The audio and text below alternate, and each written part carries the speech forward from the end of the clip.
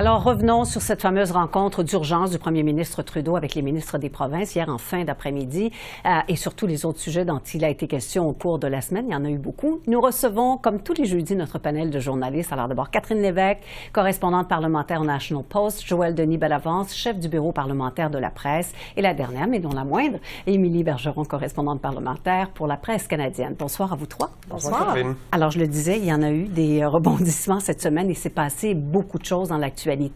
Le message du fédéral aux provinces est en somme celui-ci, on l'a entendu après la réunion, restons unis devant l'adversité.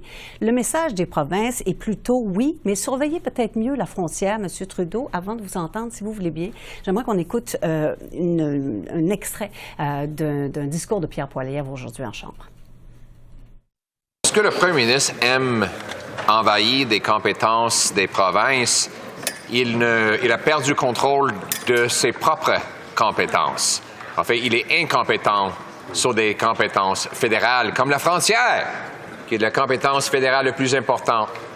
Maintenant, les premiers ministres provinciaux ont perdu la confiance dans ce premier ministre. Le premier ministre du Québec envoie la Sûreté du Québec pour protéger la frontière. La première ministre de l'Alberta fait pareil. Le premier ministre de l'Ontario dit exactement la même chose.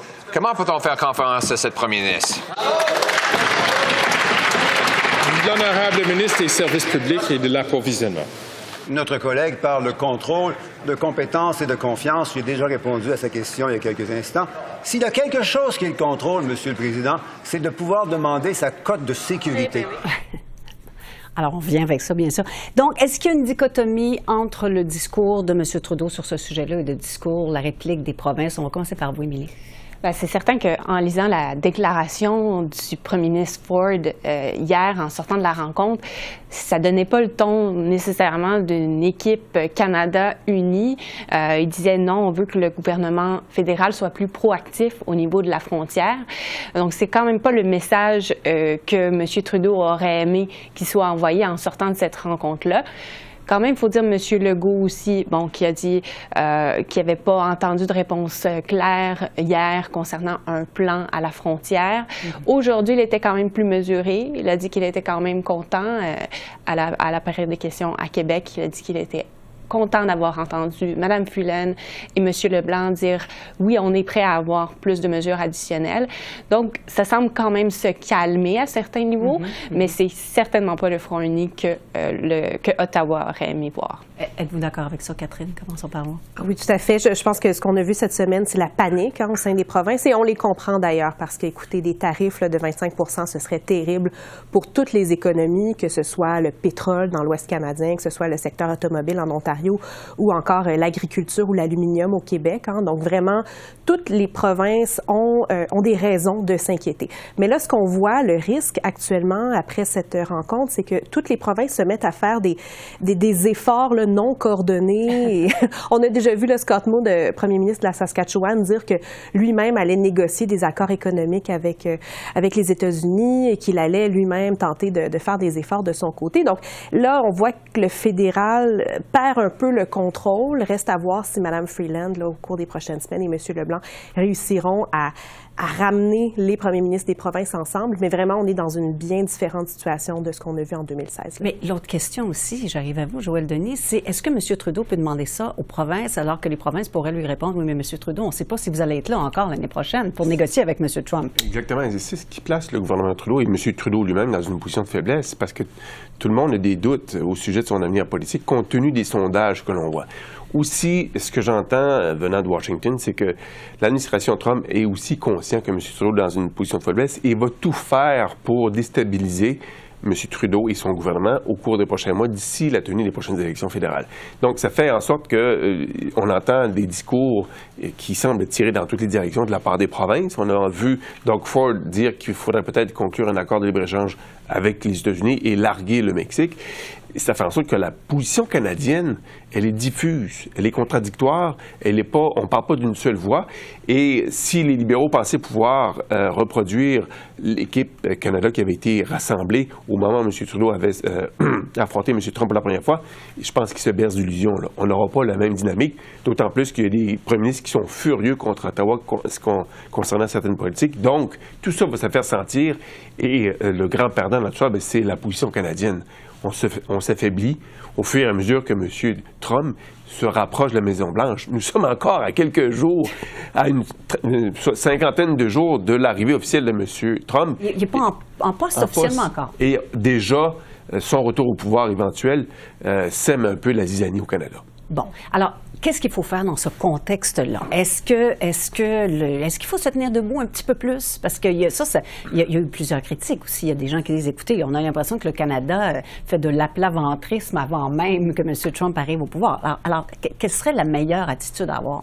Je vais être un peu radical en vous répondant. Oui. Moi, je pense que ça prendrait un appel au peuple canadien qui puisse décider à qui on veut confier le mandat de transiger avec Trump pour les prochaines années, les 4 prochaines années. Donc, parce qu'à l'heure actuelle, on a le sentiment qu'à Ottawa, le gouvernement Trudeau n'est plus en pleine possession de ses moyens.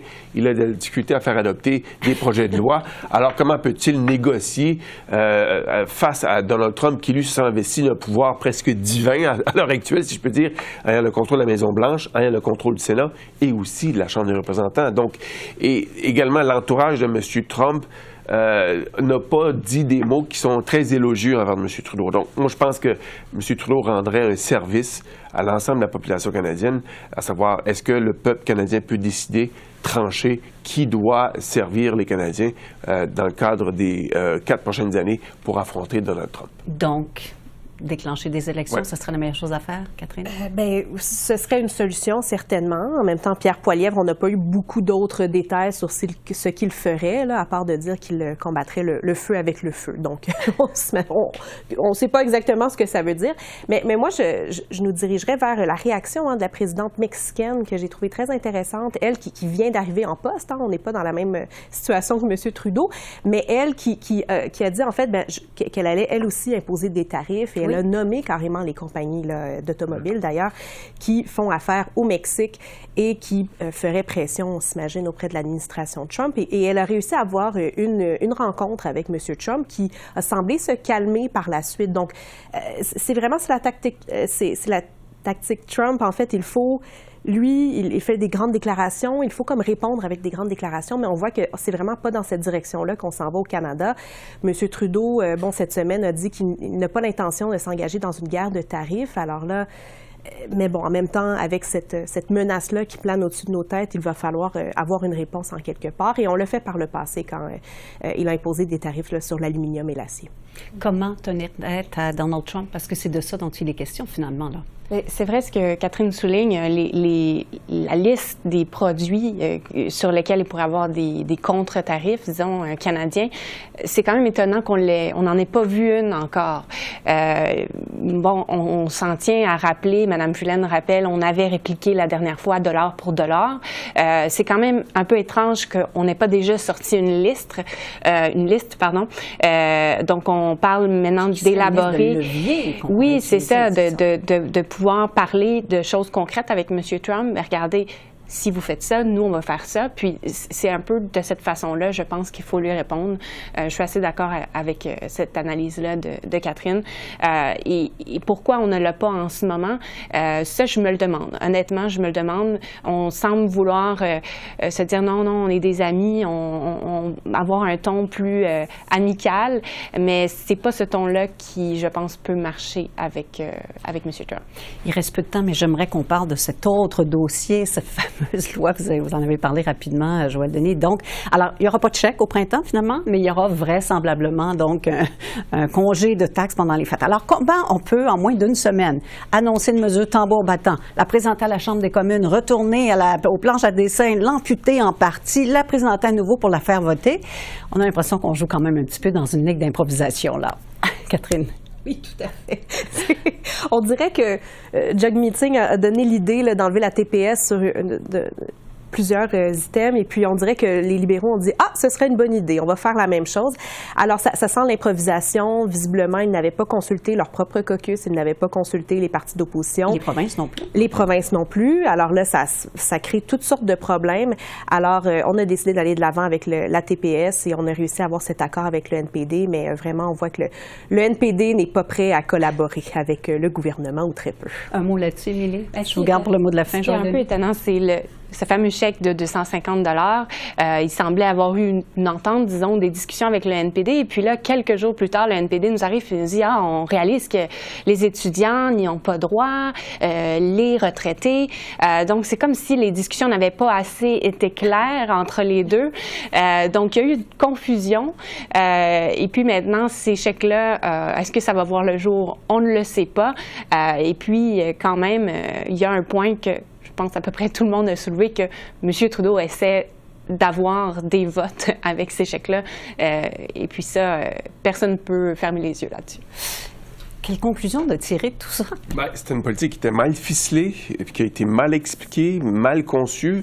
Et on a le résultat, c'est que le gouvernement a dû faire marche arrière de façon assez humiliante, je vous dirais. Ça s'appelle rétro-pédaler. Exactement. Puis on a manqué d'espace pour rétro-pédaler sans faire des accrochages. Mais tous les économistes, tous les analystes ont dénoncé cette politique. Malgré tout, on en conserve une partie et on pense revenir plus tard. Mais c'est un gouvernement qui est en fait de parcours et ce genre de politique-là, ça risque d'être encore des politiques de ce genre-là qu'on va voir au cours des prochaines semaines. Encore un mot, si vous êtes capable de répondre en 10 secondes. Qu'est-ce qui va se passer d'ici la fin de la session? Je pense que la paralysie va se poursuivre. On va adopter le projet de loi de TPS, mais ensuite, ce sera partie remise en janvier. Merci beaucoup à vous trois. Merci. Merci.